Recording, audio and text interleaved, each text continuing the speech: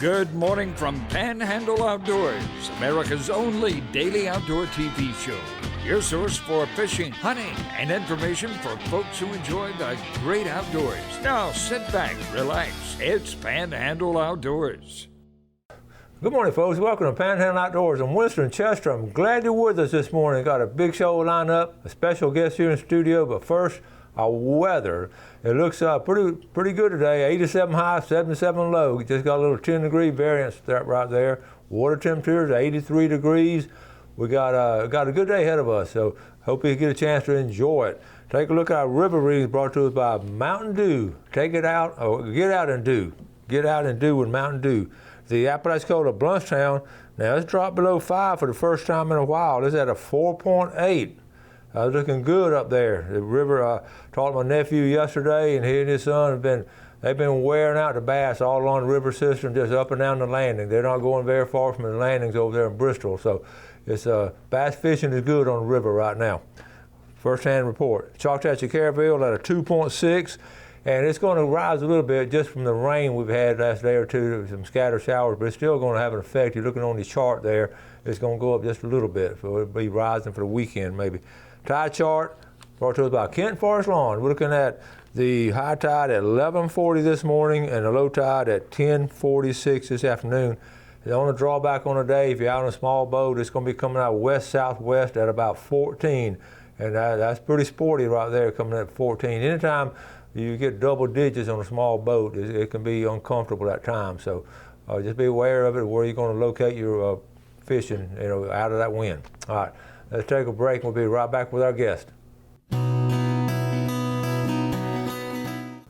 Welcome back and look at our guest this morning, Mr. Ronnie Groom. Good morning, Ronnie. Good morning, buddy. How you doing this morning? Good to have you here. Good to be here. Well, listen, this is the first time you've been back in a while. Everybody's sort of been sheltered and all, but things are looking better. And yes. And so how's things going with you? Everything's going great, and the store's going good, and we're coming back. We're coming back. Getting over all this mess. Yeah, and I was down the other day. You had run out of books, and I took some down for Father's Day last week, and we got some more back down there. That book is so good, and everybody wants a copy, better get it now. I understand. Yeah, we're down below 50 right now, so we'll make that Christmas run. That'll probably wrap it up. So well, you save me another dozen. Okay. I guarantee. All right, we're going to do that. Y'all heard on there. We're going to save Ronnie and the C&G a dozen out of that less than 50. So, one of the things I'm noticing, all kind of reports, and of course I'm like everybody else. I listen to all the news and I try to make up my own decision. But one thing's consistent is across the country, people are buying a lot of ammunition. Guns and ammunition. People are concerned. These are strange times. Yeah. And people are really concerned, and they're concerned about their safety and their family, and they're trying to be prepared, and that's a good thing. Well, is there anything in particular people are looking for? Yeah, guns involve so much. You got trap shooting, skeet shooting, target practice, hunting, and just so many uses, and enjoyable to target shoot with guns, And so there's a big variety there, and we try to help people that come in, because we have a lot of people, a lot of women now, and a lot of men that don't know anything about guns. So we've got 6 employees down there that are very knowledgeable. They can help people. We try to find out what you need and not overpower you or underpower you and get exactly what you need, because a lot of people do need help and advice on firearms, because obviously just for 44 Magnum has a purpose, that type gun, and a 380 has a purpose, whether it's self-defense or hunting or target shooting. So we have some very knowledgeable people, and if you got some doubts about guns or ammunition, come down and see us, and we'll help you. We know what we're doing. We've been doing this for about 70 years now, so we about learned how to do it. I saw this the other day. I thought I sort of chuckled when I walked in, because it's almost the same scene every time I walk in that store. As you go in, over to the left is a glass gun counter, ammunition and guns and all. I've never walked in that store where somebody's not there talking to one of you guys about guns. The other day it was a lady there talking about ammunition, but there's always somebody at that counter, and I thought to myself, you go into the experts right there, like you said, and get that They know information. what they're doing. And ammunition has really been short, but we've been very fortunate after being in business as long as we have. We've got resources to get all kinds, and we carry bulk ammunition. And right now we're in good shape. We have ammunition coming in periodically, already been ordered a year ago, so we're good. But if you're looking for something in particular, be sure and call us before you come down. Make sure we got it, because like when I left the other day, we had all kind of 9mm and 223, but that changes day to day, and we get more and more in. But just give us a call first. You brought up a good point there, because you've been doing it so long. You're one of the priority people in the businesses, and they know that you're going to sell it. And because we've talked about this before, maybe some of these other stores are not going to get it, but they find a way to get it. It's hard to get, especially bulk ammunition. And we had some bulk 9mm I know in the other day, and I think we still got it. So just give us a call and make sure we'll fix you up, or we'll put you on a name, because name on a list, because we've got ammunition coming regular. I mean, it was ordered for a year ago.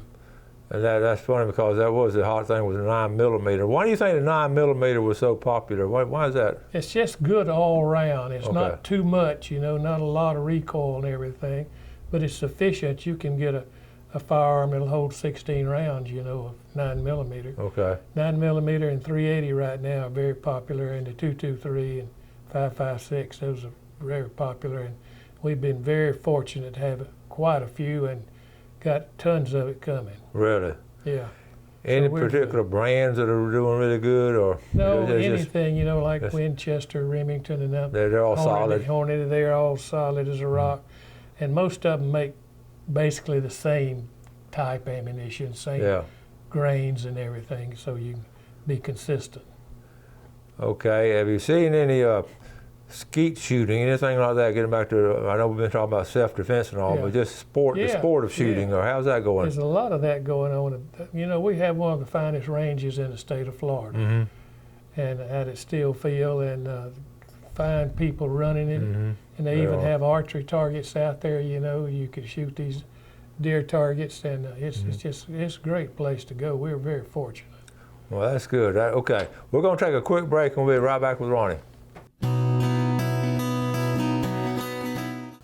All right, welcome back. Sitting here with Ronnie and Groom. We're talking about all kinds of things. I never sit down and talk with him. Somehow, St. Vincent Island comes up. And that's one of my favorite places. It's one of my all-time favorites too. Yeah. And you were back there in the 60s. And I know that was incredible. I hit it in the early 70s, and you were there in the late 60s. So it was just, and it's still nice and all. It's not like it was, but. We used to go on all the hunts they used to have. Well, they still have hunts, I understand. And that's just a marvelous place to go. But you better do a lot of research and find out what you need and don't need, and like bug medicine and that kind of stuff, and you have to carry your own food, everything. But it's a great experience. And I know we used to go over there and we'd get oysters and catch mullet, and then we'd shoot a pig or two and put them on the charcoal, and we have, it was a great trip.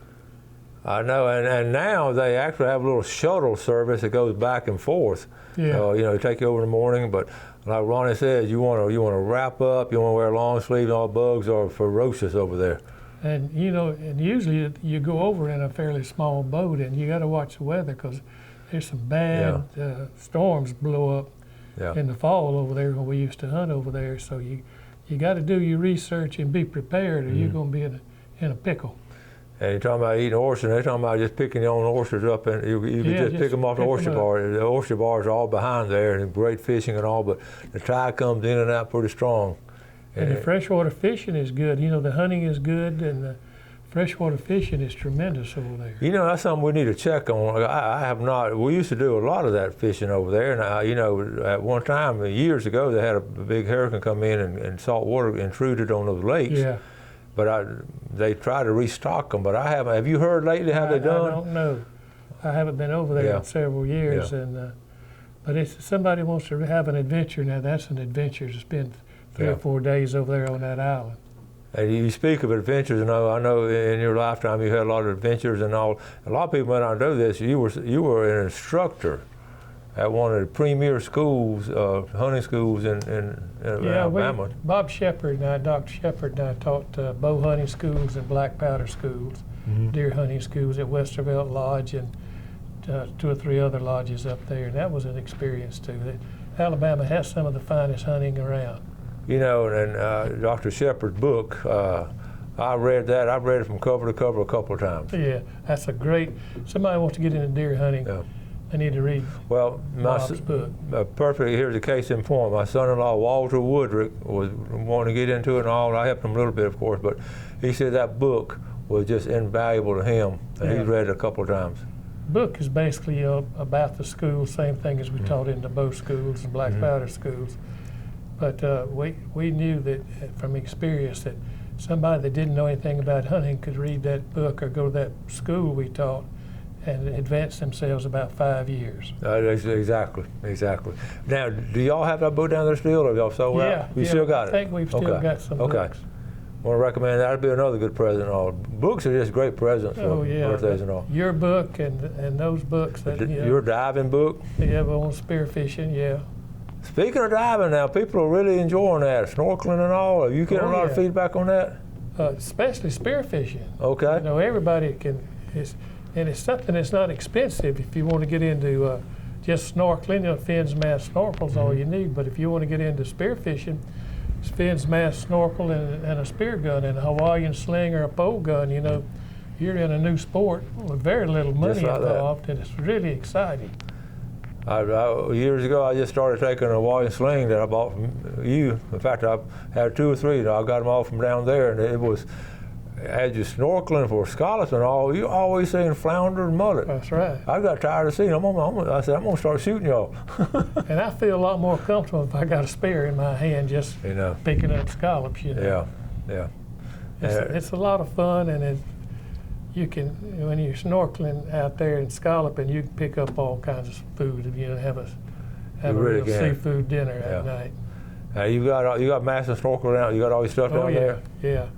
We've always had a lot of that. In fact, years ago, you know, we were in the scuba diving business and we taught classes. Yeah. But right now, we just into snorkeling. Yeah. I wish I'd have taken pictures of it because I tell people the story and they don't. It's hard to conceive. When people just starting to get into archery, you actually. I remember in the parking lot, y'all had some targets. We were shooting on Saturday morning, and I remember Gerald Taylor. Gerald watches the show. Used to be coach at Bay High.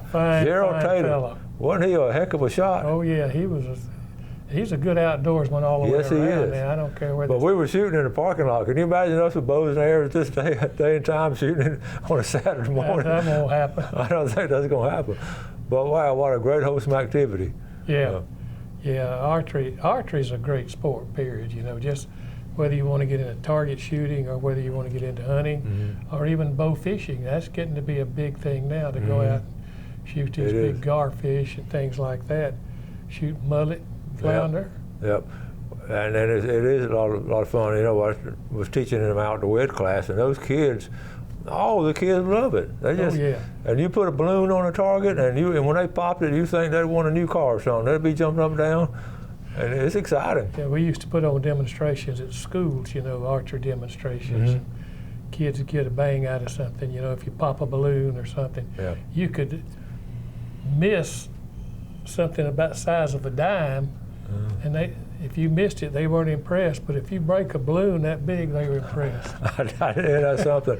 And then I got to where toward the end of the unit, I'd start putting stuff in the balloon like a dollar bill, or something. I'd put jokes in there like, "Sorry, you didn't win anything this time," and make an ugly face at them. But they got a kick out of that, and you make all kind of games. Yeah, archery is just a great family sport. Every school should have some form of archery. That's right. It really, like probably 6th and 7th grade, they start basically shooting, and basic shooting then. And that's another sport you can get into relatively cheap. I mean, you can start out, you know, and if you get serious, you can really get involved in some fancy equipment. Yes, you can. And it's good, wholesome activity. Yes, sir. And do y'all have any? I know you've got all your archery stuff's in the back of the store.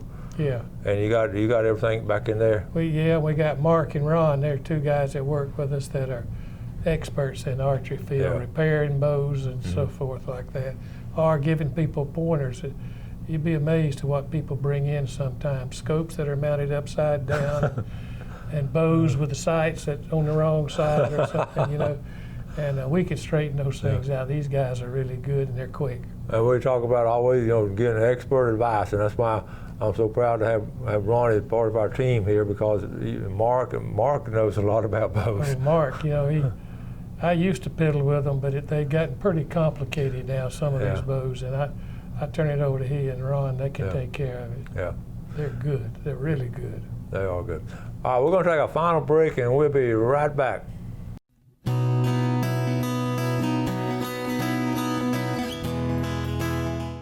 Welcome back. C&G Sporting Goods, a Ronnie Groom, institution in the Florida Panhandle since 70 years, whatever. But it's an amazing place to go. Let's look at our fishing game time today, brought to us by Blue Water Outriggers down in St. Joe. And boy, they served the community down in that area as Ronnie served our community up in this area. We're looking at 346 to 546 this morning and 414 to 614 this evening. And I think I've asked you this before, but as being outdoors and you've been your whole life and all, and you've seen peaks and all, the game times and all, do you believe there's something to that? Oh, yeah. Well, anytime you go, regardless of what motivates you, go. Yeah. You know, the main thing is go and be comfortable and enjoy it and persevere. Well, here it is in June. We were sort of wrapping the last week of June. We got all the rest of the summer fishing and all. What are we looking at fishing from your end? Well, fishing, I don't care whether it's fresh or salt water, in the bay or in the Gulf or wherever, in the river, it's good. People are catching them. We're getting really good reports. Some Choctawhatchee and the river's gotten down now. Mm-hmm. And offshore is good. They're catching some monster red snapper. Mm-hmm. What do you attribute these big red snapper to? I know, you know, we've had them in the past and all, but we just keep getting big red snapper. What? Well, I think overall the snapper are improving in quantity and quality. Mm-hmm. You know, the seasons, you know, have been cut down since years ago. You know, we used to get them year round, but the conservation is definitely helping. And that's a good point about having seasons and limits on things. That's right. And we have to, with this many people outdoors, oh man, it's just amazing the amount of boats that are out there every weekend. We were talking about the boat ramps, and you're down at the city Marina area. Yeah. How's it down that way? Oh, there's not enough parking space in the city Marina. They're parking up north of the Marina, you know, on some of the public parking places up there. There's no room, not enough room down there. Wow. They could use another whole set of ramps on the other side over there, you know, because it's just hard to launch there on a Saturday morning early. It's boats like you wouldn't believe, and few of them don't know exactly what they're doing either when it comes to launching and taking out. There's something too. You're talking about not knowing what they're doing. Honestly, if you're new at this kind of stuff, really need to practice in the backyard. You need to watch people that know what they're doing. Yeah. You need to load your boat down before you pull up to the ramp and get in and out just as quick as you can. It's always a standing joke. I got some buddies from Georgia, and I always. Sometimes I go through the experience at a boat ramp, and I said, I saw some of your cousins up here ahead of me and they say, I know what you're talking about. Yeah, that's always an experience in itself. That's an adventure in itself to watch it. Yeah. You know, one thing we haven't talked a lot of on the show, and this time here is great, trolling for king mackerel. Yeah. Now, that's fun. Yes, sir. It's a that's a fighting fish. It is a great fish to do you smoke them and all? Do you eat them much anymore like you used to? I know. No, I don't. I don't fish for them anymore hardly, but I used to, and they were good. You know, smoke those fish. Mm-hmm. Yeah, smoked fish are really good now. They really are. Yeah. Do y'all have any? What kind of cookers and smokers y'all have got down there? I know y'all used to have some. Yeah, we've got one or two types still down there. But I remember. There's so many types of smokers, and little ones, you know, and large ones, fancy ones. And some of them, you just put them on, everything works automatically. Yeah. And when it gets done, they shut off, and it's really simple now. And fish is so good for you. I try to eat fish 3 times a week. Do you really? Yeah. What kind do you get? Any kind I had one of my buddies in yesterday. He was going out Wednesday brim fishing. He said, "You want some brim?" I said, "Yeah, 4." He got it 4 brim. 4 brim.